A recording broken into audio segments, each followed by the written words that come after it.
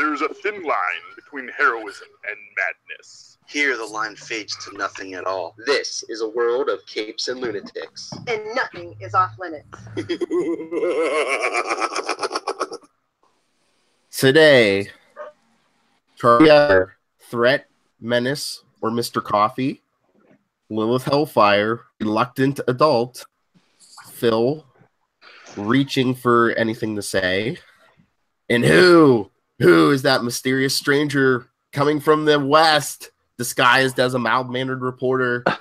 Capes and Lunatics starts right now. Yay, it's me. Yay, Tyler's back. So, yeah. Nice. I am Phil. You know, the one you're sick of probably already. He said Tyler's back. Charlie Esser. Charlie Esser. There we go. Come on, get on the ball, Phil. Get on the ball. You need some coffee. And part-time real estate agent. Lilith. Rent some property. Ready, so it's going to be a good one. We're back to Saturday morning. And good news is I lost my job, so we can do Saturday mornings again whenever we want. Yay! Mornings! If they don't give you good cartoons anymore, when you Capes and Lunatics. I know. Saturday morning cartoons are just... Really? Good cartoons Saturday mornings anymore? Cartoon Network, I think, is all there is. Well, yeah, well, that's the thing. Yeah, you don't do Saturday morning cartoons anymore because, as my kids are very mad about now that we don't have Cartoon Network, they can't just watch cartoons all the time whenever they want. And they're like, this is nonsense, Dad. Why is there not a broadcast channel that's just cartoons? And there may be, but we just don't see it. I think PBS does Saturday morning cartoon stuff. I said good yeah. Good cartoon. Educational cartoons. You know, hey guys, am I still there? Because it's saying there was an error loading my app. Oh, there. Okay. Oh, that was it. It was the dang. Because of my Mac association with Phil, I can't do my toolbar. See, my thing is, I miss good old Fox Kids, X-Men. You know, like I miss all those. Yeah, Kids WB, Fox Kids, ABC, One Saturday Morning, NBC, CBS even had cartoons. Now you know what we got? Saved by the Bell. Yeah, TNBC we had. Now you know what we have? Nothing but we have to go to Cartoon Network, Disney Junior, Nickelodeon, Disney XD. Like, we have to have all these special channels to enjoy cartoons now. I'm so old. I had Spider-Man and His Amazing Friends. Oh, I do have. Yeah, there is like there's a channel that I'm getting called. I think it's called Cubo, QUBO. Yeah, that seems to be all too. kids programming from PBS though. Yeah, it's all educational stuff. And then there's I was some kind of electric, because I'm getting the CUNY New York channel, which I guess is the public radio, the public channel that's by the college university system of New York. Free college if you live in New York. Sweet. Yeah, well that's why New York's an economic powerhouse, because we actually educate people for free.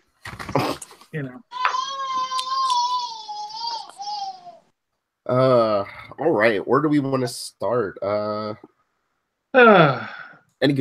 watched some good TV? Lilith, did you see? Oh, I'm sorry. No, go ahead. I wanted Lilith. Lilith, did you see the what is it? Minute and a half clip from Black Panther? Oh, here we go. Where, you warned me. No, I'm just asking if you saw that. There's, I always forget how to pronounce the elite guard of the Black Panther, and the woman whipping off her wig, and the other woman hitting someone with her shoe. Did you see that? I don't think I was watching it that close. Okay, I don't know how you missed that. That's really I just found that hilarious, and it just shows you that even though this is a very important Marvel film, they're gonna do the comedy because it was a very slapsticky fight scene. then it's not really slapsticky. You know, trailers are deceiving sometimes. So yeah. No, but it was cool. I liked it, but as I was telling Phil last night, it seemed like every African American comedy bit I've ever seen on at the Apollo just come to life as a superhero action film. The thoughts and views expressed by Charlie S. are not necessarily the views of the Capes and Lunatics podcast. Yeah, I'll be controversial. I don't mind being controversial. Someone's got to be here. But it's like what you're straight-laced, man. Like Lilith was saying, it's out of context. You don't know the context. Maybe they're ambushed. They have no weapons, so they pull off their heels, which he has put like vibranium tips on, so they're like smacking guys. Oh no, I'm sure it's all that. No. Well, clearly they were ready to fight because this is the Dora merger. I don't know how to pronounce that word. Well, like the Black Panther movie, much like we learned how to pronounce Themyscira in Wonder Woman. Yes, I can't wait for this movie. Even though evil men are trying to destroy it. Evil white men are trying to destroy it even now. I don't believe that. That sounds like fake news to me. I'm sorry. Like, well, I mean, they're trying to. It doesn't mean they're going to succeed. In fact,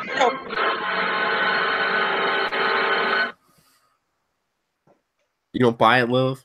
It sounds like some Disney press right there. Really, you think that Disney is behind its own? They're doing a false flag attack. It's like the Ghostbusters, the female version, where they're garnering all the sympathy. I don't know. It doesn't seem real to me. It might be like I don't know the truth, and everything else is blown out of proportion because it is the internet. That's right.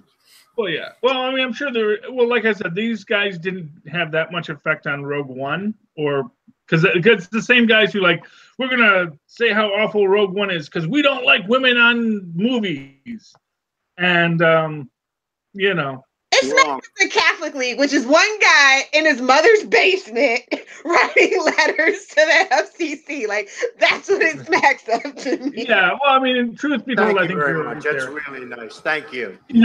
They actually, I think it was a film called Touched, and they had like a parody of the Catholic League in there, and it was just Tom Arnold in like a little gray Gestapo uniform with like Catholic symbology on it, and honestly, if you wanna cast somebody to be a complete nut, I mean, you can't do better than Tom Arnold. That man embodies pretty much any guy named Tom in Hollywood, I think. Yeah. Party included. Fight me. I don't care. Tom Cruise and his perfect teeth. Look, let's go back and listen to Super Connectivity for that. Oh yeah. Well, he is from Kentucky, so. Well, he used to have very bad teeth. This is what we discussed in Super Connectivity. Yeah, and he used to be very ashamed of that. That's why if you see movies before Days of Thunder, because he got his teeth fixed after Days of Thunder, he doesn't do big smiles. Then after Days of Thunder, he starts doing these big toothy grins. Yeah. And that's why everyone thinks he's crazy, because he's always doing these big smiles because he wants to show off his beautiful new teeth that he just got put in. Crazy, Charlie. That's not why. I'm sorry? That's not why we think Tom Cruise is crazy. You know what? There are other reasons, certainly, but I think that constantly is reiterating to us. But he's just so proud of his teeth. That's all I'm saying. The man is proud he finally got his teeth fixed. You know, because he was very embarrassed about as a young man. You know. I'm excited for Black Panther, if not only just for the Deadpool trailer. Well, I'm excited because it's Black Panther and he's cool. He's like super smart, like Reed Richards, and I just need to know: are they going to do like they do with every super genius and just make him also an idiot because he's too smart for his own good? But we're gonna have to find out. I think he might have some naivete left, and that's his journey getting rid of that. So yeah, well, well, as Tyler was discussing with Simba, or as I was saying to Simba, there are so many young royals who do not understand the noble oblige of their position. Nope. And I find Simba annoying. Yes, because we're old now. That's all. No, it's because I realize Simba's just an idiot, but whatever. But I love Mufasa, And I love Kion. And Kion's a little cub, but he's smarter than his dad. Oh yes. I'm just gonna say it right now. Scar was right. There we go. Fight me, nerds. Scar can't control the weather. That there is, a drought is not Scar's fault. You cannot control the weather. And quite frankly, what about Mufasa? Exiling the poor hyenas. It's like what, the hyenas are not a part of the circle of life? No, because they don't respect the circle of life. You haven't watched enough Lion Guard. If you watch enough Lion Guard, you'll understand how the circle of life works. I've seen Lion Guard. Oh boy. Yeah. I stopped my kids are 100% SpongeBob at the moment. because I was only here for Timon and Pumbaa. I think Oh, so Disney you're, Junior, Lilith. so you're a Lion King 1.5 fan. That's what it is. Yep. Oh, Timon and Pumbaa, and they even got their own show without Simba. So there you go. There you go, man. all right. The meerkat. That's what it's all about. Speaking of Timon and Pumbaa, this I thought was delightful because I did not see it coming. So one of the new, so here's this thing. I don't have cable anymore, so I'm like on broadcast TV. It turns out there's like lots more channels on broadcast TV now. Who knew? And I was watching like the Match Game 74 with the classic Charles Nelson Riley. And they actually had, I don't know how it got past the censors even back then, but it got there. Probably just because it was Charles Nelson Riley. And the question was, Superman was very excited when Batman and Robin invited him to, and his answer was their wedding. And it's like, wow. 1974, they put it out there. I was so proud. It's Buzzer. BZZR is the channel, and it's like it's all old game shows, and I'm excited by this. Bruce is not good enough for Dick. I'm just saying. Hey, you know what? To quote Olive Oil in her song "He's Large," he's got lots of money. That's true. You know. The fact of the matter is that like Bluto, Bruce Wayne.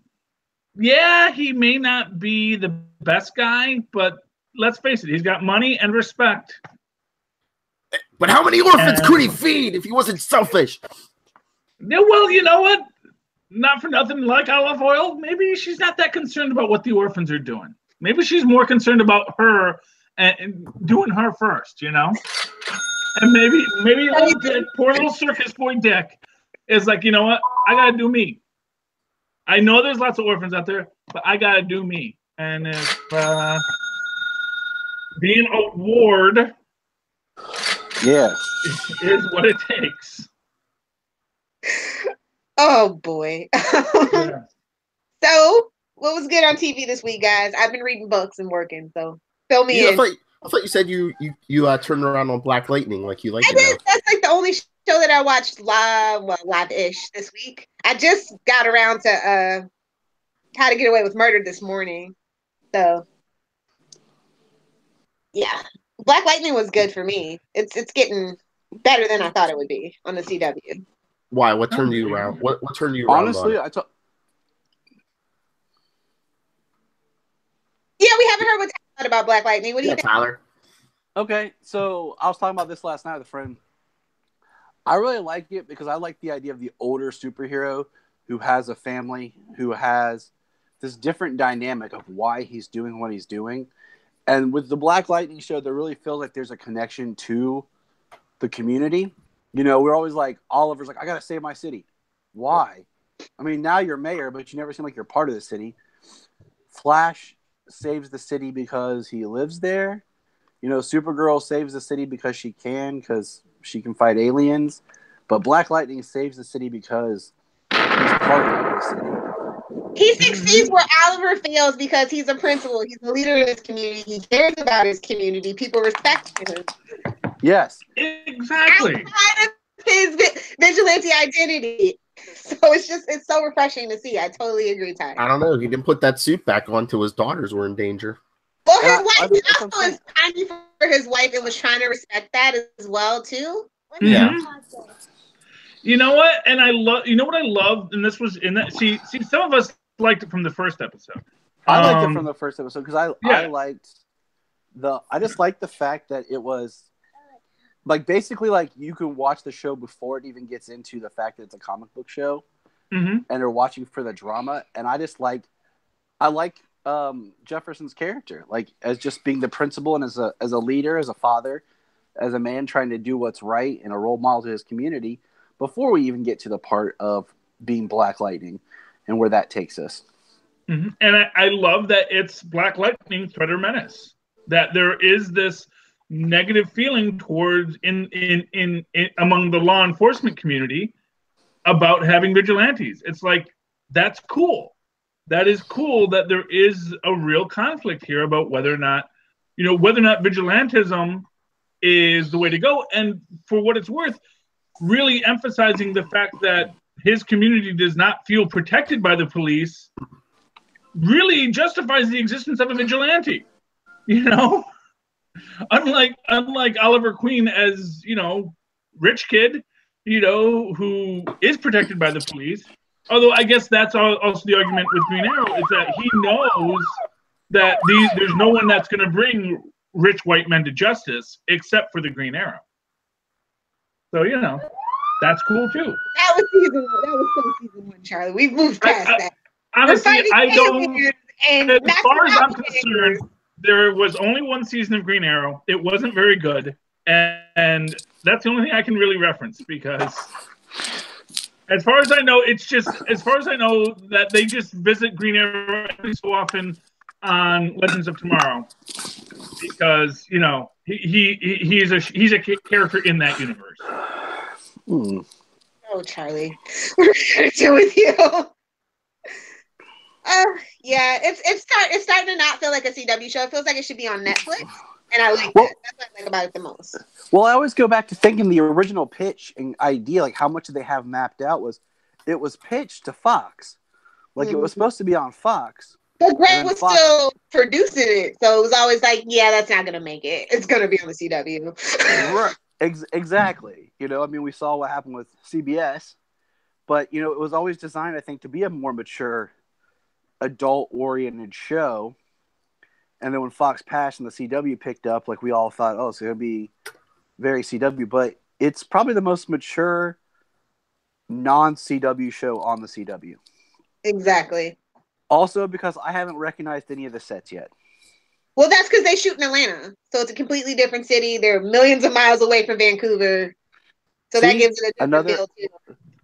Another step to why I feel like, because I noticed, like, just watching the credits, like there's different production companies and stuff involved than that are on the other, CW hero shows. I mean, even the music's done by somebody different, Yeah, and although I do miss Blake Neely, it does give that show a completely different feel, because he does Kevin Probably Saves the World. I still hear like reminiscent things of like Arrow and Supergirl and stuff in it.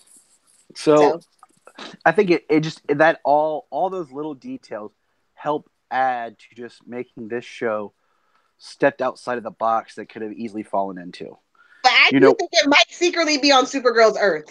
I think this last episode was kind of a hint that if they wanted to, because Supergirl's Earth does need to be filled out a little bit. They mentioned the Outsiders. Yeah, but didn't they? We got 3 outsider characters in the show itself. So, but didn't they, like? Because I watched the episode twice, but I had the kids with me, and I heard parts of it. But when Thunder is in the library reading, the other girl references Supergirl, like she's talking about comics and says something about Supergirl. But it could be like, which one? Like, it could be like that theory in the X-Men, where especially Old Man Logan or whatever, Logan, where the comics are actually kind of based on things that have happened. Right. And just like the Flash has his own toys in his universe. Yep. Yeah. And drinks. Well, it's but I just thought that was an interesting drop. Just an interesting drop of just that term, because I mean, I've thought about like if I wanted it to cross over, and I'm kind of like in one breath like yes, because I think I would love to see Jefferson put Oliver in his place. I don't want him anywhere near Velocity or West Allen. I think Supergirl would be the perfect in this particular multiverse. They would have a lot to discuss. I could see that, and I like that, but I would love to see like Oliver come to Supergirl's Earth, and then that's where he meets Jefferson, because everybody always puffs Oliver up to be the leader. Like when they have the crossovers, like Oliver this, Oliver that, and I could just see Jefferson like, no, sit down, little boy, let a man take over, like drop it. But if Mark Guggenheim leaves, I don't want him anywhere near the show. Sorry. So, but yeah, what else was I going to say? There was something else, but yeah, I mean, it was just interesting. Oh, so I was doing some reading because I heard, do you guys think it would be beneficial if they explored the supposed origin of Black Lightning's ex-wife? Wait, there's an origin for her aside from she's a lady who was born and married a guy? The fact that her last name was Stewart, and the fact that the original creators wanted to make her John Stewart's sister, but then they left the book before they got a chance to get there. Oh. So could we get Green Lanterns here? They have teased Green Lantern enough in Arrow that if they don't, it's just stupid if we don't get a Lantern somewhere. They're afraid to pull that trigger in the movies, but I think they still want to hold that idea for the movies. And it's like, who cares about like? Obviously, we've pointed out that you can have multiple versions and they work. Yeah, exactly. And it's not like the Green Lanterns don't exist. Mm-hmm. The Green Lanterns exist in these universes. There are they call out the Lanterns in freaking Justice League. Yeah, they that Earth, and really, so it's like Earth has a Lantern. They're just not from Earth. There is a Lantern for this sector of space, but for whatever reason, there's a Lantern fighting aliens constantly outside of Earth to make sure, why are all these aliens coming to Earth? But the other thing is, we have enough Lanterns. What is on this Podunk planet that makes these aliens want to come here? Unicron. But the thing is, we have enough Lanterns, like characters, that we could do one Lantern on the TV universe and a completely different Lantern in the movies. I'm not saying who I won't wear, but I'm just saying, like, we can do different characters in different places and still have Green Lantern and it still be fresh. Since they're not doing so well, just pull Jessica and Simon into the TV universe. Who cares? Exactly. I read it. You don't even read that book anymore. Don't you dare. Don't like you read that book. I tried. I supported it for a moment. For quite a moment. You dropped out. I lasted longer on that thing than you did. That's because you're so That's why we love you, Phil. You know what? They should throw an Alan Scott somewhere. They already have Jay Garrick on the TV show. Exactly. Yeah. For what it's worth, they establish an idea that with a damaged ring, that you could put Alan Scott in the movie universe, finding that damaged ring that was lost at the start of Justice League, and you could, you could explore a lot of interesting ideas, without really going into the core yet, And you could do that same thing in the TV show, that if you don't want to do the core in the TV show, do an Alan Scott Green Lantern. I think that's a really good option for them, That's me. I don't know. Maybe I'm crazy, but I think Alan Scott's a really cool, interesting idea for a Green Lantern to explore, a Green Lantern without the core. Because, why not? If you're nervous about Green Lantern, do Alan Scott. You have this perfect Green Lantern that isn't in the context of the overall Green Lantern mythos that you can put somewhere and use. Why not? The heck? Phil's testing out new sound effects. Don't mind him. Yeah, I know. I start talking. Everyone's like, "Okay, let's go somewhere for an hour." Well, no. I mean, as much as I am like a Golden Age fan, Alan Scott isn't my favorite, but you're absolutely right. He's more palatable, he's more easily taken in than everything else surrounding the Green Lantern. No, exactly. And I've been waiting for JSA, so like Legends needs to do this for me. Legends, not for nothing. They have the JSA there. Although they've already kind of shot themselves in the foot by suggesting they disbanded after World War II.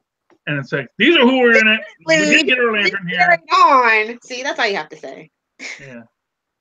Well, yeah. I mean, they just got a whole different JSA because the JSA were compromised, and they couldn't tell them because McCarthyism.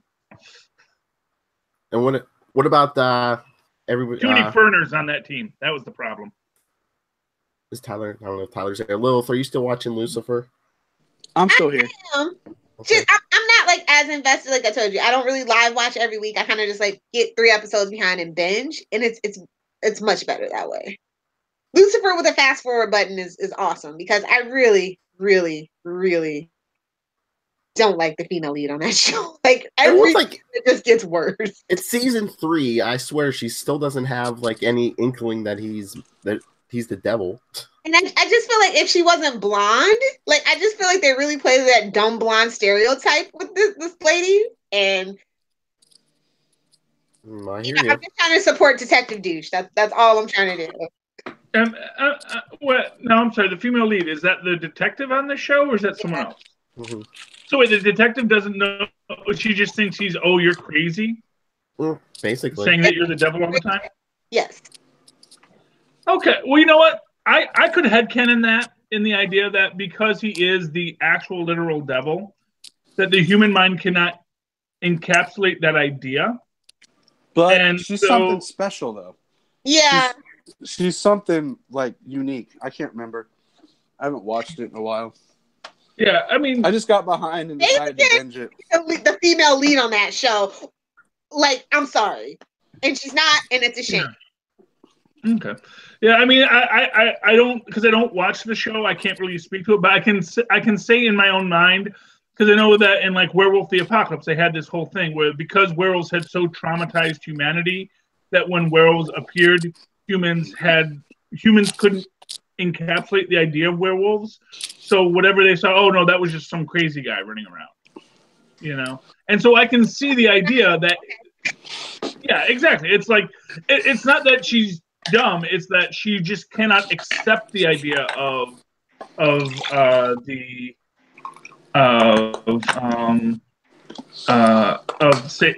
Satan being there, and so she intentionally blocks that idea out. Not because she's dumb, but because it's too traumatic to experience.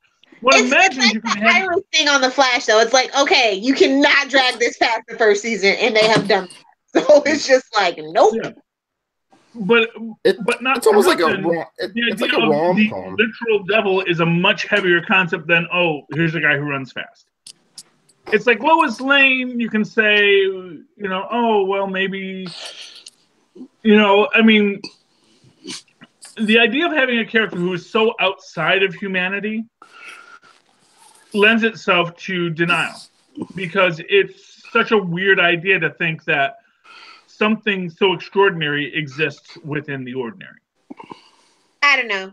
I've never been happy about the fact that it's a procedural, and at least I thought they were going to turn those tropes on their head, and they just haven't. So it's just like very frustrating. Like they have some great myth arcs and stuff, but the main meat and potatoes of this show is wearing thin on my nerves. Fair enough. Because the comic book is amazing. And I gave the pass that the guy doesn't look how I want. His actor's amazing, but it's just how's he supposed to look? Okay. Not like that. He's supposed to be blonde. Oh. Supposed to look like, is it Sting or David Bowie? I forget. One of the two. Well, Constantine. Wait, are we talking Lucifer or Constantine? Lucifer. It's Bowie. It's Bowie. That's what it is. Yeah. Okay. It's supposed to look like David Bowie. Well, Barry Allen because it was Bowie for Lucifer and Constantine for Sting. Was Sting. Okay, that's. I just know No, that because Bowie I was was disappointed because David Bowie was sick, kind of, sort of, and then he died right around the time that Lucifer was getting his footing of the show. So yeah. Anyway, there we go. What about All you? right. You still liking it? It's all right. I mean, You live like I watch said, I wish they would do more with it. I mean, it just seems like a procedural / rom-com, and I don't know, get into the darker stuff, you know. And They tried that, and it was interesting at the tail end of season 1, and then beginning of season 2 with his mom was awesome, and then it just kind of. But then Yep. the woman she possessed is still there. It's kind of weird. Wait, Lucifer has a mom? Of course, God Yep. has a wife. Come on, Everyone Charlie, has a mom, Charlie. Yep. Actually, I'm not sure that angels have moms. They were created by God at the start Yeah, of the but universe this as perfect that's beings. just but one this is, interpretation. Yeah. this is comic book. Lord. But how did God create angels? Well, God had a sister in Supernatural. We didn't question it. Well, They had see, a Mara. gods can have sisters, and gods can have parents, but you know, like I say, it's fine, you know. But does that mean that so is God the father of Lucifer in this series? Plot twist, no. That's where we're going. We're going Maury Povich style with Lucifer season 4. God is not the father. Okay, I'll go on with it. Really, Lilith, the twist is Lucifer is actually a mental patient who's just having a hallucination, and he wakes up and we realize this is all just in his head. That's season 4. As we find out Well, it's not Blue Heart, man. It only works because Blue Heart's his roommate. You know what it is? They're going to just rip off the original ending to Life on Mars. And he was just, he's an astronaut in a virtual reality sleep program to keep his mind and body active on, while he's in hyperspace, you know? Man, and when they did the remake and they rushed the ending, I was so mad. I was like, that's not how it. Life on Mars, the remake on NBC, was pretty good until that part. Well, of course. Because they're adapting, it's hard when you I know. well, it's hard when you adapt something that's already established, and everyone knows the secret twist ending. It's like, well, what do we do? There's a secret twist ending, but everyone already knows it. So how do you deal with that? And it's like, well, it was a better remake. It was Journeyman. That was out at around the same time too. I'm sorry, what? Journeyman with the one guy from I can't think of him. I think it was is his name Kevin McKidd? I want to say it's Kevin McKidd. I should really know my redheaded actors better than this, but anyway, yeah. Random nonsense. Yeah. How's Supergirl going? I like it to a point. Here's what I like. Okay. I like the fact that they're not trying to force any romantic relationships on Kara. They're just letting her character develop. Here's what I don't like: the Legion of Heroes. Because I still don't like. Doesn't Legion imply more than 3 people too? Yeah, but the rest are in hypersleep. Is how I take it, because the way they reference everything. But I just want to say this: 1, I like the actor playing Brainiac 5, but I don't like the look. 2, Saturn Girl's annoying. I just want to slap her every time she's on the screen, and Jania can't stand her. And Mon-El is still a poorly developed character, and I hate his name. Because they never... Huh? Do you like his new suit? He hasn't got it yet. Oh, really? All that he still doesn't have it? All he's got right now is his Bryan Singer X-Men suit right now. I saw pictures for the new suit. I was just assuming that they'd show that pretty soon. Yeah, it's probably going to be on the episodes when they come back from this really odd break they're about to take. Yeah. So now, is the Legion of Superheroes from the future? Yeah. So why are they in hypersleep? Because they had to stop something, so they came back in time, but for some reason they didn't know exactly when the event was supposed to occur. So they're all were on Earth sleeping until it was time to wake up to stop the occurrence. They came back thousands of years early, so they had to go hyper sleep to get back to the future.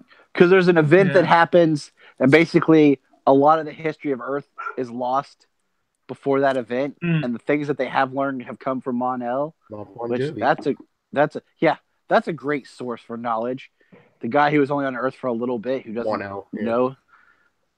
Before they put lead in the atmosphere, because that won't have any downstream side effects. The Rain story I find interesting, but I feel doesn't seem like they're dragging that out though too. Yes, and the fact that I was actually excited they were introducing, I can't remember her first name, but Roz. The reason why Fort Roz was named Fort Roz, and it was the priestess who was the leader of the cult covenant that worshipped the world killers, and it was played by Sarah Douglas. I was pumped, and then she got killed off fast from Superman 2, and I was pissed. So I like it. It's not bad. It's definitely not fallen into the third season slump of a lot of the other CW shows have, where you're just kind of like, ugh. But I feel like Supergirl's Doomsday from Smallville, because I felt like Doomsday was unnecessary and too soon. Yes, we have talked a lot about how the Reign storyline seems a lot like the Davis Bloom storyline in Smallville. And the one thing is, I understand that Supergirl is a female show, like a female-driven, like empowered show. Villains don't have to be female, yeah. Right, and it doesn't always have to be like the female version of an already established Superman character. Like, oh, we're not going to do Lex Luthor. We'll do Lena. But we're not going to do Lionel. We'll do Lillian. We're not going to do Brainiac. We'll do Indigo. Like, we're going to do Reign, which I wish the Reign character is a little bit more the way it was in the comics, because I feel like this is just basically Reign in name and not actually anything else, because she looks like she should be hanging out on General Zod's Black Zero from Man of Steel. Welcome to the Arrowverse's in name only villains. I'm still mad that they brought Komodo. I am still mad they brought Komodo into Arrow for one episode and completely downplayed him. Because they're doing Dragon the way they're doing Richard Dragon this season. Oh yeah, just hanging out in the back with hanging out in the background with Caden James, that famous comic book character. evil male Felicity. I know. You could just say male Felicity. The evil is implied. And Vigilante. I mean, what was up with that? I guess we don't have to worry about that anymore, though. He has a healing factor. Yeah, but he got Black Siren screamed in his ear. He's dead. I know what happened. I watched the YouTube clips because it was Katie. But come on, he has a healing factor. Can we just say that more people should have died on that island? I don't know what she exactly did. Did she scramble his brains in the mush? Did she crack his skull? I mean, he'll heal, but he'll come back. He'll heal, but he'll come back developmentally disabled. Is what'll happen. He'll have amnesia. Oh, you know what? No, they're Wolverining him. Gets shot in the head with the adamantium bullet. Scrambles his brains. Doesn't remember anything. His brain heals, but he has memories, but he doesn't. He knows things, but he doesn't know who he was or where he's from. We're gonna take it to the Flash to get the neural inhibitor. It all comes together. Nice. It's one big circle of comic book nerdery.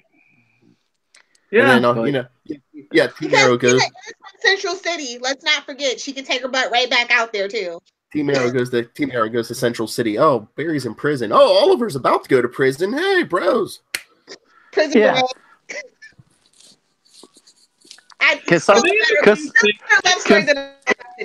Because somehow Iron Heights is in the vicinity of both Central City and Star City, but they're hundreds of miles apart. They have two.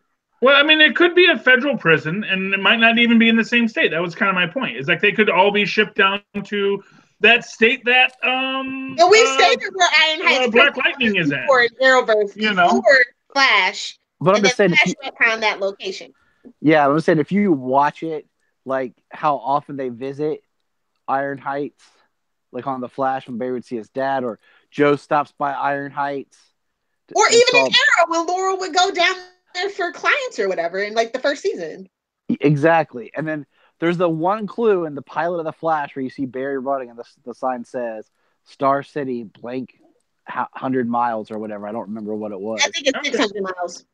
Well, but to be fair, it could be that they are in a California-style state, which is very long, like New Jersey. There are long states that so you can have a major metropolis at the south and a major metropolis at the north, like LA and San Francisco.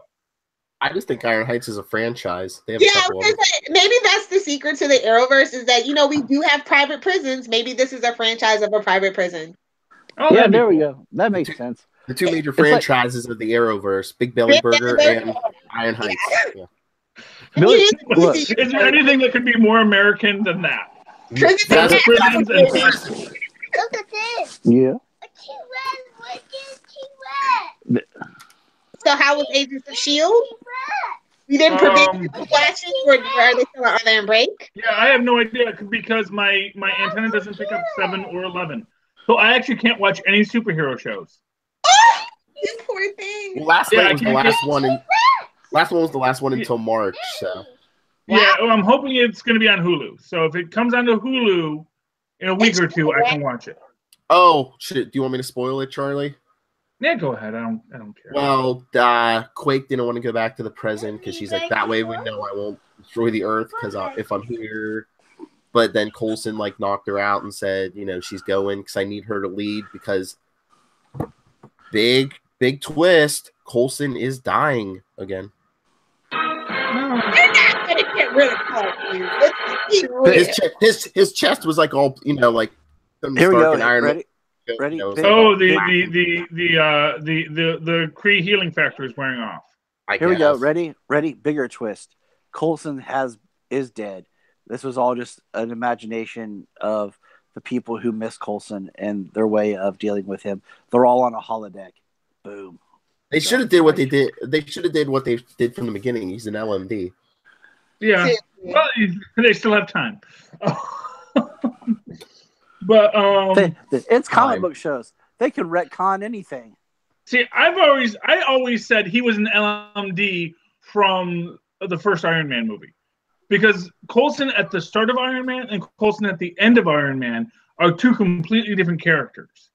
Because he's bumbling and a bureaucrat in the first time we see him, when he's trying to talk to Pepper Potts, and then when he comes out and he's all sunglasses and we got a new name. It's S.H.I.E.L.D. That's because he was trying to keep it hidden. He was playing the role of downgrade agent. It was also supposed to throw us all off as the audience. Well, so, yeah, and he did a great job of that. Because I me, super nerd, didn't even pick up on where the strategic homeland. So it flew right over my head the first time I saw Iron Man. So I was like, oh, okay. Yeah. No, that's one of those prices, right? Bum, bum, bum, bum. Yeah, Yeah, I mean that was kind of the point. That's why they made it all super long and they changed it up just enough so we're like, wait, strategic? Wait, huh? Yes. But anyway, no. If you're gonna really go that far, what it is this is his last moments of life dream. So his last moments of life dream. So that basically the final episode is he's back being stabbed by Loki. Oh, they're doing time travel. That's what happens. Did anyone ever see? It goes right back to that point, and he goes back to that point, and he says that was the time anomaly that had to be corrected. I actually am supposed to be dead. Did anyone ever goes back? And Lilith, that, maybe, and then all of S.H.I.E.L.D. never happened. Did you ever see the movie Stay with Ryan Gosling and Ewan McGregor from the early 2000s? I don't think so. Basically, the whole premise of the movie is you find out that Ryan Gosling's character is basically in a car wreck at the beginning, and the whole movie is him laying there dying and his brain having vaguely visions and comprehending what's going on. So the idea is the whole Agents of S.H.I.E.L.D. series took place while Coulson was stabbed, just sitting there waiting to die after Loki got him. It was all in his head, just him trying to stay alive and imagine what life going forward is, and imagining how he would be healed, and coming up with these far-fetched ideas. And Well, that's my whole theory on The Walking Dead. Rick in his coma is dreaming the whole thing. Exactly. I can see it happening. No, they want to screw The Walking Dead. That's what they should do. They should just, like, at the end, have Rick standing and then pan out to Robert Kirkman and someone else in a writer's room just sitting there like, this would be a cool show idea. We should write this. Nah, let's do something else. Like, do you really just, like, keep the show on? Then they say, no, you know what? No, this would work better as a comic book. Yeah. Let's just do it as a comic book. Nobody would read this. This is too depressing. And then that's what it is. It was just the whole show was two dudes sitting in a room throwing ideas at each other. And then as they walk out, and then as they're walking out, like they pass like their editor, who's Rick, and then like all the like main characters from the show are actually people who work in the office that they're at. Daryl. And Daryl's the janitor. And then we spin a show off on that. Yeah, and then it becomes the new office. Yeah. At night they all plug into the Matrix and go into the Walking Dead world, and then they just to see if they survive. We're Black Mirror now. Yep. It's just the ultimate. It's the ultimate nerd show. Like everyone in the office isn't just something different. So every episode's them like coming like hallucinating and coming up with their own like. Yeah. I think it was Cracked who came with the idea that the final episode of Game of Thrones should just reveal that the entire Game of Thrones has just been a bunch of people playing D&D. That's what George is gonna have to do with the book at this point. It pans out, and it's actually the opening scene from Stranger Things where they're playing D&D. Exactly. Oh, that would be awesome. Except it's on two different networks, So that can't happen, sadly. This is the nerd world we live in. This is the nerd world we live in. Or it's the guys from The Big Bang Theory playing D&D or something. Still two different networks, HBO and CBS. They're not the same. Or even crazier, it's some weird dimension where it's actually like George R.R. Martin and J.R.R. Tolkien are playing chess, and they're just talking. That's what it is. Yeah. You're the only one that watches Arrow, Phil. So fill us in. I watch Arrow. Oh, you're still hanging on? Okay. I do just because I enjoy parts of it, but I don't know. I don't give up sometimes. I like it enough because I guess season 5 restored my faith in it, and this season's been not horrible, but it's not been as great as I think it could have been. It seems like they're dragging this out too because Caden James still has control of the city. Yeah, that's why I texted you and I said, "Real big bad, right? Like he just can't be. He's so bland and boring." Well, I like their whole little like almost a real kind of Legion of Doom they had going on there for a moment. That was a malarkey, if you ask. Well, they showed Caden James wants to destroy everything because he thinks Oliver killed his son. And there's even like fake footage of it. So it's like who created the fake footage? That's gonna be Prometheus. That's what I thought too. Yeah, but Lilith, he did it as a backup plan. Lilith, would it be back if it was Felicity? It'd be awesome if it was Felicity. If she was the villain the whole time, Since day one, whole show. I've said that since season 3. I secretly feel like Felicity's playing the long game, especially the way that they played it when they had the writers from the show writing the comic book. She started off as a bad character after Oliver Queen. I'm just saying, maybe that's a hint. She could be like Oliver. I've screwed you from day one in more ways than one. Exactly. I just got a horrible flashback of Felicity in the Atom suit saving Oliver. Ugh, I need to go throw up. Ugh. Wait, season 3B was the beginning of the end. People didn't believe me. They thought I was being harsh. You can check the receipts. I was not happy then. My other thing is more people should have died on the island last season. It feels like nobody died but Malcolm Merlin and Prometheus. I feel like if Willow wanted to leave, they've known this for a while. Go ahead and just keep her in the coma then. So how did they all not die on the island, just out of curiosity? Plot armor. Organicness. Sadness and writer power. But I mean, I think Quentin has run his course as a character. He's just hanging around for fan service. I think Renee's kind of annoyed me, and that whole new team era annoys me. They're all kind of pissing me off a little bit. But you know who I miss? I miss Ragman. The person who should have been in season 4 fighting Damien Dark was actually a nice addition. At a different show, Arrow is bad about certain things in contracts. Oh, hey, has anyone heard about the new? I know you all have heard about the new Metropolis series. Yep, we're getting Lex and Lois, the early years, involved in some way. I don't care if he's Perry White at this point. I need this to happen. Michael Rosenbaum? Being in Metropolis somehow, some way, and Pastor's gone. It was a great show. I'll miss it, but he's got to come back into the DC fold and not just voice acting. He has to come home. Tom's come home. He's got to come home. That's how this works. I didn't think of that, but I like the idea of Michael Rosenbaum as Perry White. I'm gonna roll with that. Like, I like that. And relax, though. I mean. Yeah, I mean, Lex anymore is the thing, though. So yeah, he don't want to be bald, and then if you put him as Lex, then everybody's like, "Oh, is it connected to Smallville?" You just screw up people because people are stupid. Yeah. But remember, Bendis is taking over Superman and is going to be doing a Byrne with it.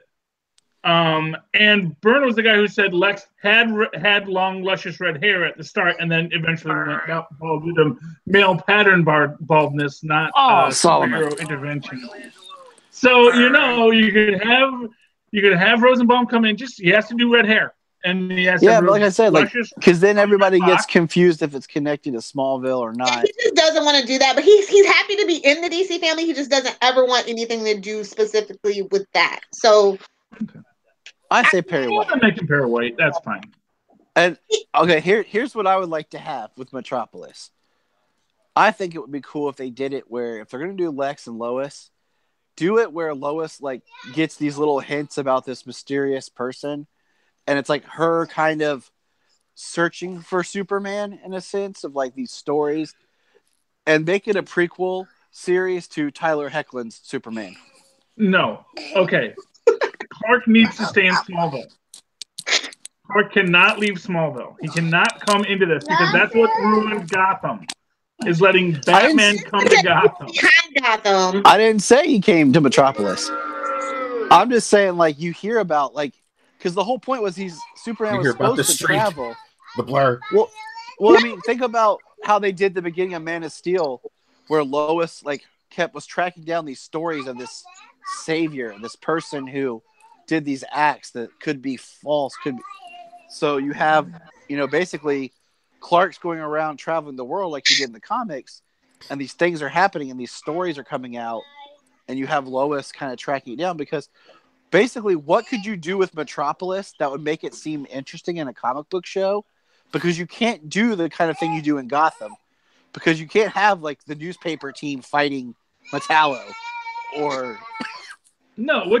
Here's what's interesting is you have Lois and Lex actually developing some kind of a weird camaraderie, maybe even a little bit of a sexual tension, because they're first match. And you have this idea that you start out with Lex as handsome billionaire Lex Luthor, and plucky reporter Lois Lane always on his tail because she knows he's up to something, but he puts out that Bruce Wayne face of it's the Wayne Foundation. Wayne Foundation got called out in Batman in the 60s Batman because I do get Heroes and Icons. I was watching the King Tut episode talking about the Wayne Foundation providing the health care for King Tut so that he could get his mental stuff in order because the man needs help. I wonder, and it made me wonder, was that the first appearance of the Wayne Foundation doing charitable work? Which I would totally believe that no one had thought to actually have Bruce Wayne do anything good in the comics until the TV show made them. Which has precedence that the TV shows always make the comic books better. Ty, there is a television precedent for what you're talking about Clark traveling the world. Remember at the beginning of the New Adventures of Lois and Clark, he has all those articles from where he was working and doing good as working as a reporter doing those weird stories out there, and then you'd see the like coincidental mysterious man save him. So I would actually like something like that on the peripheral. Don't make it the main focus, because I love Lois Lane as a character. Right. And that would be very interesting, her and Lex teaming up, I think. Yeah. I mean, even like you just said, like is the better dynamic. Lois, and Lex had a thing in the first season of Lois and Clark. Yep. I mean, you could do it, but it's just like where do you go? Like how much? Well, what you do is you don't get afraid of your Here's what you do: you don't fear your own concept, and you let it play out. And you can, because I mean, here's the thing: even the best TV shows don't usually last more than 5 years. Like shows that go like 2 or 3 decades, that's really, really rare. And so you can So if you can hold off on putting Superman in there, you can have this entire drama where you have Lois and Lex starting out friends, buddies, pals. Maybe even because Lex is a young billionaire. Maybe he went to college with her. Anything can happen. They could have a connection that you could write into the story, and then you have her slowly realizing he's becoming more and more evil. That his desire to be the Superman, because in essence that is our modern understanding of Lex Luthor, is he sees himself as the Ubermensch, the Superman. Yes. And then when the real Superman comes into it, when there is a real Superman, it's overwhelming to him, and that's why he turns to evil. And but at the same time, you can explore this idea that being the Ubermensch, defining yourself as the Ubermensch, is what forces you to do evil, because you think, I can make the world better if only I were the only person making the decision. If only I were in charge, the world would be a better place. And but how many orphans could he feed with the money he spends on battle armor? That's the thing about the Luthors. That's not what they've been about. Just straight up industrial corporateness, just greed, everything you could think of from the movie Wall Street. That's what that encapsulates when you think of LexCorp or whatever they're going to name. Yeah. But I mean, you can merge the ideas, because I'm trying to think, which comic book is it? Is it all Superman for all seasons or part of Birthright? Where like every morning Lex will come out of his tower and stand, and people gather outside his office, and he'll like basically grant a wish to somebody in the that's down there every morning, and then because he sees himself as the savior, Mussolini, and everything. Yeah. And basically, yeah. And I mean, but like you said, you got to start, like, if you don't bring Superman into it, you have to paint Lex as a more... Well, you have to present him like they did in Smallville, where he is not a horrible human being. He wants to do something different than the world he's been given, but the world forces him into the role he was meant to play. The world casts him as the villain, sort of like the Kingpin in Daredevil. He doesn't want to be the villain, but that's what the world forces him to be, and then he eventually embraces, I am the evil man upon the road. And that is Lex's journey. I would like them to play more with the idea of, like, I would love to see more of the politician angles of Lex, and the fact that Lex is this ambiguous character where you can rationalize him as evil or good, depending on your point of view. And even the public doesn't know what to make of him. And a lot of the public is behind Lex. He's going to make Metropolis great again. And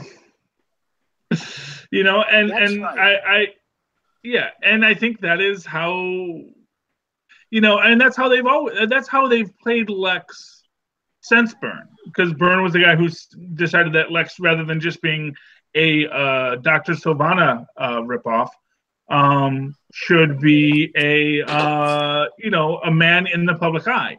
He should be a billionaire industrialist like Bruce Wayne, and to be defining, and in his own way, defining himself against a world of other billionaire industrialists. And if the world demands that billionaire industrialists be do-gooders, then he shall be that. Much like Dr. Doom, he is good because he believes great men are supposed to be. So he will do this because he believes himself a great man, and and so he does these things not because he feels it's the right thing to do, but because, well, I guess I have to do that because that's what tells people I'm a great man. To be a great man, you must also do these great charitable things, do these things for the betterment of all. And if he thinks of himself as the Ubermensch, as a great man, then he must do these things. And what drives him mad is that others are doing it better than him. Oh, yes. That Bruce Wayne, for as much as he spends, with his orphan eating business, for as much as he spends on bat wings, they're still doing more charitable works than the Luthor Foundation. And then the Superman comes out of nowhere with just crazy powers and is just solving the world's problems better than Lex can. And it's like, it's not fair. It's not fair. Why is the world so unfair to rich white men like Lex Luthor when Superman can show up and just do their job better than them?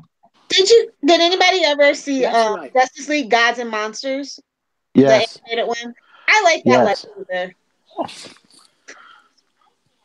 If they had him that kind of Lex Luthor, that would be great. Stephen Hawking Lex Luthor, that would be awesome. Stephen Hawking Lex Luthor? Is he in a wheelchair or what? Yeah. Oh. You have to watch. I actually like that take on it. I like the Wonder Woman take on it a lot.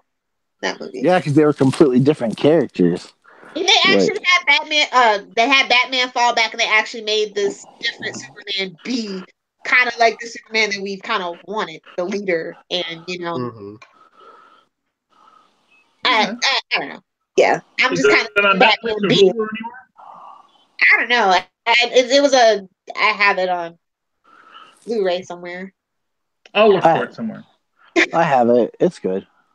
Yeah. Okay. They have the cartoons on that they were building up to. This was like a whole big thing, and they have like a 3-off comic book. Like that universe is very interesting, and I hope they do part 2 to that movie where they explore that Wonder Woman and Lex going off to fix what they started with the Darkseid and everything. So, and the New Gods. And since we're all over Superman, Tyler, it's actually confirmed Krypton starts March. Yep. After how many years? What are we on? 4 or 5? 5? Oh, yeah, 5. Because it was when announced. Gotham started, they were talking about it. Yeah, they announced it at the same time. They announced they were going to do Gotham, and it was because Krypton was originally supposed to be a prequel-esque series to Man of Steel, because they announced it back in 2013, and here it is 2018, and we're finally getting the show. But my thing is, I doubt that it's going to be a Man of Steel. I think it's its own universe kind of thing now, because the DC films have changed so much from this initial concept they had for Krypton. So you don't think it's going to be in the Supergirl universe? Oh, no, definitely not. No. It's on Sci-Fi, which is owned by NBC, so definitely not. It's going to be its own thing. Because NBC? Well, yeah, Sci-Fi is owned by NBC Universal, so it's definitely not. Okay. So that doesn't give you worries, Lilith? It does give me worries. I development hell for 5 years. Is she? Yeah. Better be a masterpiece. Yeah. After 5 years. I feel like there's just been a lot of change and stuff in the background of what they wanted to do with it. So we'll see where it goes. I'm interested. I'm giving it the benefit of the doubt. I need to see the pilot, definitely. It's going to deal with time. I need to see the pilot. It's going to deal with time travel, so that's going to be interesting. Adam Strange. Maybe if it gets goofy, they'll go the Legends route and just embrace it and roll with it. Time travel. That's not how this works. That's not how any of this works. There's so much Superman stuff without Superman. It kind of annoys me, to be honest. It kind of does. That's why I'm saying, we have Metropolis and we have Krypton. Just make a Superman series. So he had a show in the 50s. It did pretty well. He is TV ready. as a character. I think another Superboy show, to be honest. And Lois and Clark, guys. That means Superman's been on TV. Yeah. Yeah, you know. I hate Superboy in the comic books, but I think Superboy works on TV. I love the Superboy series. That was great. It was. It was just the right amount of cheese. And I was like a real Make Mine Marvel guy back then. I still love the Superboy series. You know, that should tell you that was nobody remembers. I remember that post you put up, Ty. It was hilarious. Like, but do you know who this guy is? What's interesting is this year's the 30th anniversary of the Superboy first season. Oh God, I'm old. And you know, like it's 80 years of Superman, 40 years of Christopher Reeve's movie, and 30 years for the Superboy series. And that's the first season when we had the hour-long episodes with a different actor as Superboy. We had our John Hames Newton before our Gerard Christopher. And we had Lex is actually a decent human being and hasn't been driven mad by chemical exposure. Yep, that's season 2. I've always loved that. I always loved that origin for Lex. That he's actually, because I love the idea of scientists that are like, no, I'm actually going to help the world, and then a tragic accident turns them evil. I love the idea of. I'm sorry. It always comes back That's to Doc Otto. Ock, and that's well, it's Doc Ock, but it's also Lex Luthor. That was Lex. Well, not Lex Luthor's original origin. His original origin he's a guy from another dimension and with a blimp. Yeah, he's got a blimp and he's from another dimension. Why not? You know, but I love when they put Lex into the Superboy universe. Then that idea of Lex and Clark growing up in Smallville, and Lex and Superboy being best friends, and Lex trying to find a cure for kryptonite poisoning, and then fire in the lab, you know, and it was beautiful. It was a great concept, and it just explains why he hates Superman so much, because he associates Superman with this moment that poisoned him. Basically, the poison that makes him evil. And for what it's worth, you can also even tie into a great idea with Superman's 3 artificial kryptonite, or later the red kryptonite turning Superman evil, in the idea that in trying to find that cure for kryptonite poisoning, he infected himself with the thing that makes you evil. It all ties together. Just hire us, DC. We'll make it better. We promise. And hey, I'm free now, so yes, I'm actually gonna start. I'm gonna actually write and send my submission to Dark Horse. I've been saying I would do that for years, and now I have to. The Superman comics are spoken for, as we've heard. For now, yeah. Bendis. Do. I'm just saying. I know, but how's he gonna put Kitty Pryde in those books? That's my only question. He'll make Jessica Jones. He'll make an OC. Don't worry. That's good. We're gonna have to see if Lois develops a drinking problem, I guess. Anybody read any good comic books this week? So Lois, let's get away from the Bendis. Yes.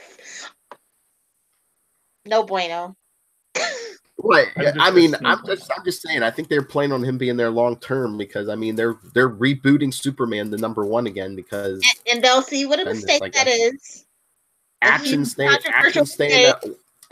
in its original numbering, and Superman once again is getting renumbered, even though none of the other DC books are. It's a mess. If they plan on putting Superman back in the forefront over Batman, then I guess I'm gonna have to ride with that, because I am sick to death of Batman. That's the other news. July 4th, Batman #50. What's going down? Batman and Catwoman getting married. You're invited for $20. Get your invitation. Full holographic wedding invitation, and bagged and boarded included, and So they're actually going with the whole wedding. They're actually going to get married. Batman #50 in July. Yep. Now, Hufflepuff. once she dies for man pain, like I almost guarantee you that's what's gonna go down. What? They're gonna kill Catwoman. They're not gonna kill After they Catwoman. get married, they're gonna kill Catwoman. We're gonna get baby countries. No, we're not. They're gonna get married, and then in like about 5 years, Batman's gonna make a deal with Metron to save Alfred, and it's gonna undo the entire marriage. They're gonna kill her. Catwoman merchandise don't do so good. What do when you want to make your merchandise smooth? Same thing as like when a rapper or a musician dies, their catalog increases. That's all I'm saying. Mark my words. Catwoman's gonna get a bomb, and as soon as they say, "Hey, I'm to enter to Mrs. Wayne," Amanda Waller is gonna slow her head off like the Suicide Squad because she don't want Batman to have Catwoman. Because she needs there's so many things that are I don't know, 2 seconds after they get married, you're gonna see the announcement Catwoman's getting her own series again. Watch. Yeah, no, I don't think they're gonna catalog. That's what's gonna happen. Instead of Superman's girlfriend Lois Lane, it's gonna be Batman's wife, Catwoman. That's the title. How come Batman can't be Catwoman's husband? Exactly. You know, I'd like to see Catwoman's husband, Bruce Wayne, in a movie. You know, or a TV show. Last name Kyle. That would be awesome. Yeah, Bruce Kyle. There you go. I just don't understand. Well, you know, I hope she just remains a villain, and it's a story about, you know, she's a supervillain, he's a superhero. They're married. How do they make this work? And I think that's interesting. Well, you know, not for nothing. Maybe that's the whole idea. Is that, you know, she's like, I never said I was going to give up crime. No, I never said I was going to. Animated series already, though. I feel like we've done that before. Well, yeah, but you know, now they'll be married, and it'll be. I'm still stealing stuff. It's not really Catwoman. It's a clone from another dimension or something. It's a life model decoy. That's definitely from another dimension. Then it's some other alternate version of Selena. The universe comes back with a vengeance. I love it. There's all kinds of like. It was never really Selena. It was always somebody else that was just posing. No, what we're gonna do is gonna find out that actually Bruce Wayne died when his back was broken by Bane. Everything since that moment has all just been Batman's fever. That's like 2 continuities ago, Charlie. Yeah. Yeah. Well, but that's the thing, it's everything. All those reboots it all goes back to that moment, and he's dead, and then Robin becomes Batman. And then everything, the entire DC universe goes back to that moment. Totally don't know. We've already been down that road for quite a while, but the only DC book that I read this week was Silencer #1. Wasn't any good. Mm-hmm. It was okay. I don't even know why I picked it up. I'm not a fan of John Romita's artwork anymore. Like in his older years, he's just not. I feel okay. Are you talking about John Romita or John Romita Jr.? John Romita. I was actually okay. Okay. John Romita Sr. Then. Yes. Got an SR in his name. It's like Junior writing it? It's like Junior drawing it? No? Dan, I came for Dan, and the story's solid, but the artwork just threw me out. So. But it's a good solid story, but it had Talia al Ghul in it, so I was just kind of like, no good can come from this. I'm not interested in issue #2, so. So you didn't read Flash War Prelude? I have them. I have the annuals. I got all the annuals, but I haven't read them. Okay. Oh, that was my other question. You didn't read Detective either? The new updated origin of Clayface? Spoil me. What? Why are we so there's a new origin of Clayface in the Batman universe now? I don't get it. I don't know. Well, the new origin Clayface. Well, he's still an actor, but he was a nice guy. But then he got in a car accident and became obsessed with his which Clayface is it? Which character? I believe isn't it Matt Haig or? Oh wait, no, it's Basil. Isn't it Basil Carlo? But didn't you read the book, Phil? I did. No, yeah. There's been like five different people it was a good story. It is Basil Karlo, but no, he starts. He gets all messed up in a car accident. He starts using this chemical that's been banned from like baggage chemicals, and starts melting his face even worse. So basically, he was a nice guy until a horrible accident turned him evil. The best supervillain origin. Yeah, cliche. Yes. Yeah. Who cares about playthings? Hey, Give me the ventriloquist if we're gonna do throwbacks, for goodness sake. oh, the ventriloquist. Then there's the Flash annual #1. It looks like when Reverse Flash took Flash and Iris into the future, Iris ended up killing Reverse Flash. It looks like they're gonna try to arrest her or whatever. Even though, but there's a mastermind working in the future, and his name is Hunter Zolomon. Oh, nice. Yeah. Is that his first return since Rebirth? I think so. But most of it is like Wally's feeling all depressed because Linda doesn't remember him now, so he goes to see Magenta. She didn't remember anything, but him going, "Don't you remember this? Don't you remember this?" And she activates her split personality again. She hacks it. The Flash is the best all around. He's an comic book. That's a shame. They want to be the TV show, but they want to bring back, all the old comic stuff. So there were only 2 Marvel books I read. Can you guess which ones they were? Phoenix Resurrection. Okay. And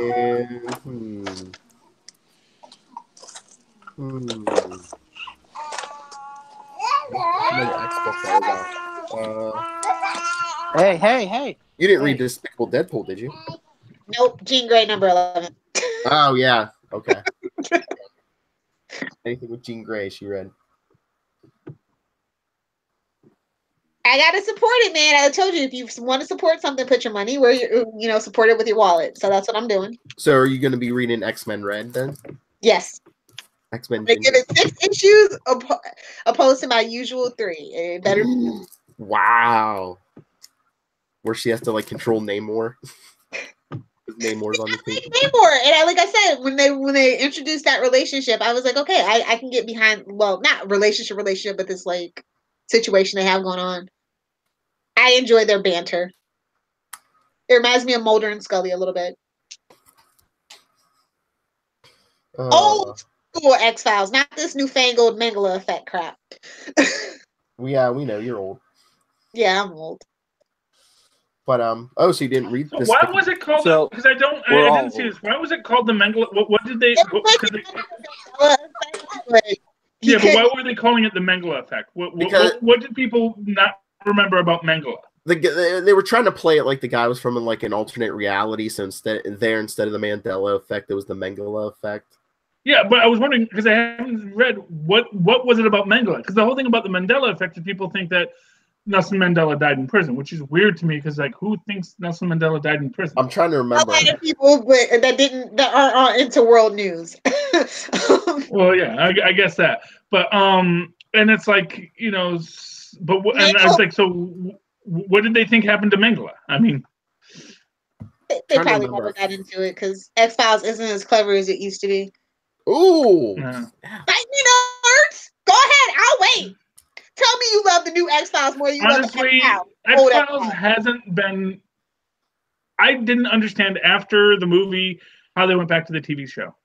And I will never. And that's after that, I just didn't understand what was going on with the X-Files, and I stopped watching after that. It's okay, we went to the movies, on the aliens, we wrapped up the series. That's the end. Now let's do another series of it. It's no. You already found the aliens. Yeah, we already did that in the movie. We did the movie. We're done. We're not. You can do another movie maybe, but don't go back to the series because that doesn't make any sense. It's like Power Rangers. The movie didn't make sense the next season. You just gotta roll with it. They just wanted the money. But Power Rangers has natural reboot points because you just get new teenagers, new And that teens is with the attitude. point in time when they did that Power Rangers movie, they hadn't had those plans because the actors weren't asking for more money. Like that's a whole nother thing.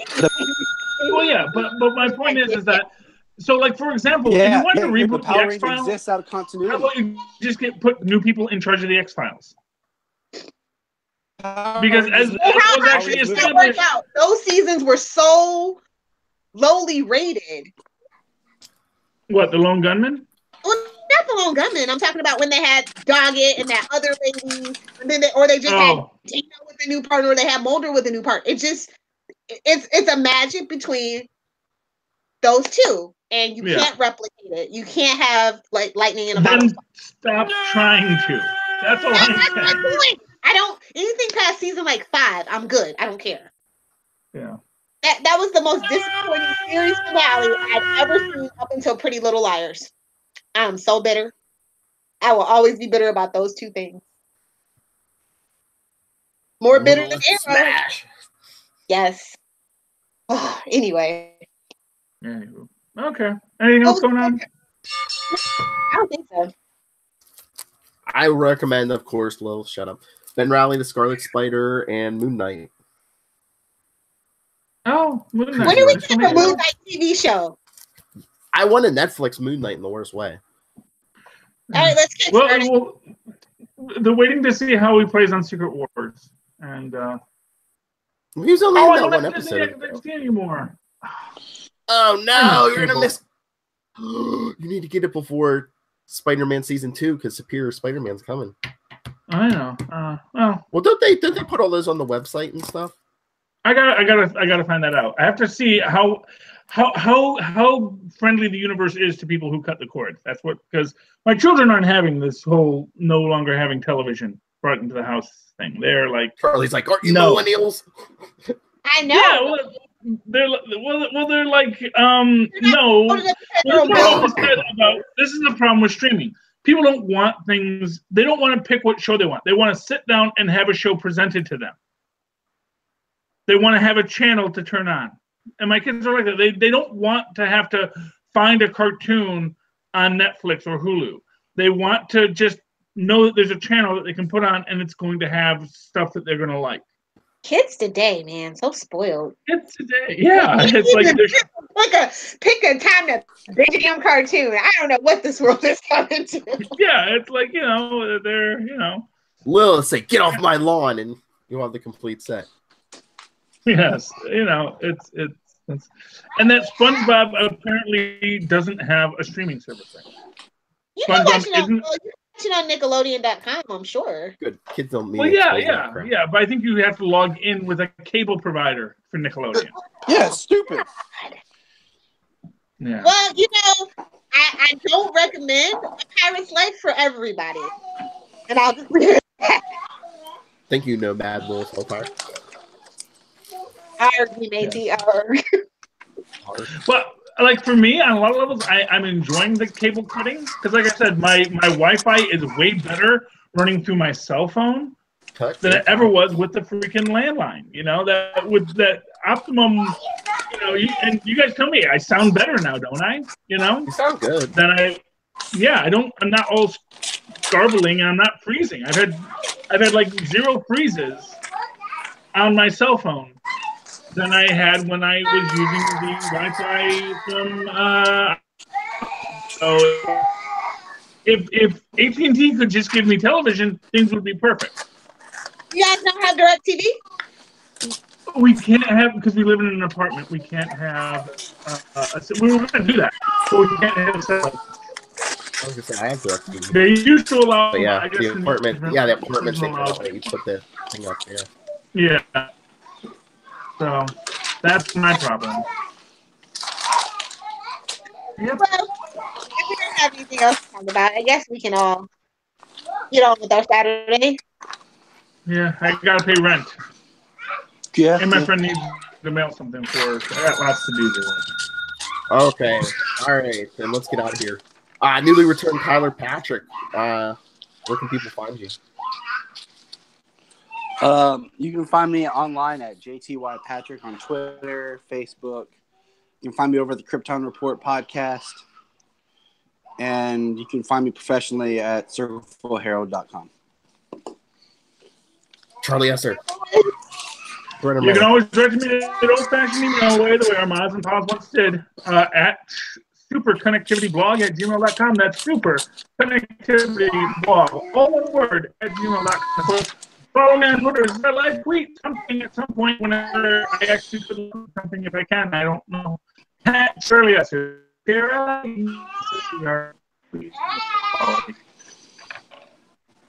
Lilith Hellfire. People want to buy property from you or tell you why you should get married. Where can they get a hold of you? If you want to fight me, nerd, you can find me at Lilith Hellfire, live tweeting about lightning, or for anything else, at Adventures NFT, Facebook, Instagram, at Adventures NFT. All right. Well, sit back and relax. Got a bunch of plugs. When to start? Oh, Tuesday night, 7 p.m. Eastern, right here on the Capes and Lunatics YouTube. You can watch me and Charlie Esser live talk to Mark Wade and discuss probably mostly his current Marvel stuff. You can watch Charlie ask Wade, who is Voyager? We all know who Voyager is. I know, Gwenpool. You said that. Gwenpool. It's like so not even subtle. And you know what? Go to SouthgateMediaGroup.com. Check out our Capes and Lunatics blog. I put 2 up this week. I was feeling ambitious. My The Deep Dark Secret of Moon Knight and why the world doesn't need Bendis on Superman. No, it was more positive than that. And March 31st, if you're in the area, you can come see me at the Rivertown comic book and toy show. I'll be bugging anyone I can with a microphone. Check out myrivertown.com. How can he? It's at Charlie. It's a comic show at a brewery. March 31st. March 31st. He's like, you just combined my 2 loves. Yeah, I'm surprised. I've always felt that there should be more nerd bars. Comic book stores that are bars. Let's do it. Nerd bars, you know. We're gonna get it. Oh goodness! Do you know how much money you're gonna make off of nerds who are drunk? Like, yeah, I want to buy this. And it's nerds, 1 beer, man. Can we call it CC Jitters, or do we have to fight them for the right for that? Yeah, maybe. Oh, that's the name of our place. Fight Me Nerds. Oh, there we go. If only we all lived in the same area and could open a bar. Other people might think that's it. You're encouraging them to fight. I don't know. But if you want to send us money for our new business venture or information on any of this, or let us know what you think, capesandlunatics@gmail.com, facebook.com/capesandlunatics, Twitter @capeslunatics, and our voicemail 614-382-2737. That's 614-38-capes. All right. Deep breath. Any final thoughts? Nerds. Fight us, nerds, yes. Hit the music, new Rob. There's no replacing Rob Southgate. All right, for another week, we have been the Capes. And the Sam. Someone's got to do it. Capes and Lunatics. Sounds like someone's being murdered at Tyler's house. Yeah, that's Solomon trying to wrestle with his sister. Is he getting beat up? Daddy, I could hold her over my head and spin around. All this kid wants to do is wrestle. Yeah. That doesn't stop. It's his favorite hobby. Get used to it. Oh, I know. I'm just like, he's like, wrestle daddy. That's true. I'm like, hold on. See how my son's ninja training is like.